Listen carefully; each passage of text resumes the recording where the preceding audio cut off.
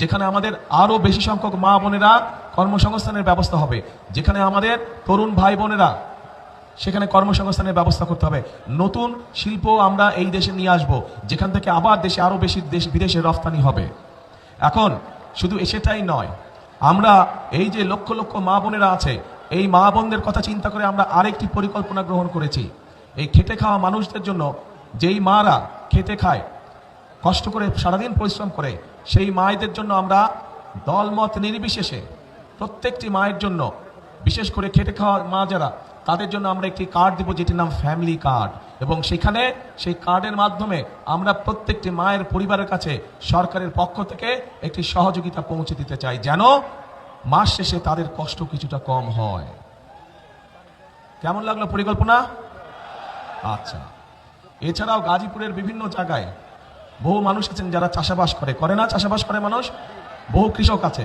এই কৃষক ভাইদেরকে আমরা সহযোগিতা করতে চাই এবং সেই জন্য কৃষক ভাইদের জন্য আমরা একটা কৃষক কার্ড তৈরি করেছি, যেই কার্ডের মাধ্যমে আমরা কৃষক ভাইদের কাছে সহযোগিতা পৌঁছে দেব, যাতে করে কৃষক ভাইদের উপকার হয়। এর বাইরে আমরা শুধু গাজীপুর জেলার জন্য, এই যে গাজীপুর, এই গাজীপুরের জন্য আমরা কতগুলো চিন্তা ভাবনা করেছি এই এলাকার মানুষের বিভিন্ন সমস্যার কথা চিন্তা করে। যেমন আপনাদের এইখানে জয়দেবপুর রেল ক্রসিং এর উপরে একটা ওভারপাস নির্মাণ করা, যেটা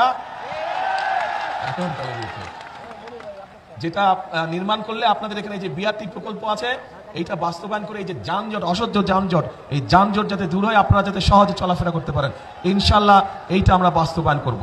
শুধু তাই নয়, বিশেষ করে আমাদের নারী শ্রমিক যারা আছেন, তারা যাতে নিশ্চিন্তে টেনশনে না থাকেন সন্তানদেরকে নিয়ে, সেই জন্য কিছু কিছু গার্মেন্টসে আছে, বাট সকল শিল্প প্রতিষ্ঠানে আমরা আমাদের বোনদের জন্য, তাদের বাচ্চারা যাতে ঠিকভাবে থাকে, ঠিকভাবে তাদের দেখাশোনায়, তাদের জন্য ডে কেয়ার সেন্টার তৈরি করার পরিকল্পনা আমরা নিয়েছি।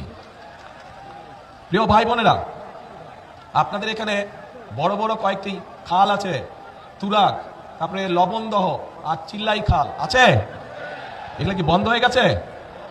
এগুলো পানি আছে না নাই? চলে? হ্যাঁ, দূষণে সব বন্ধ হয়ে গেছে। তো এটা কি খাল খনন করা দরকার, পরিষ্কার করা দরকার? করবেন সবাই মিলে?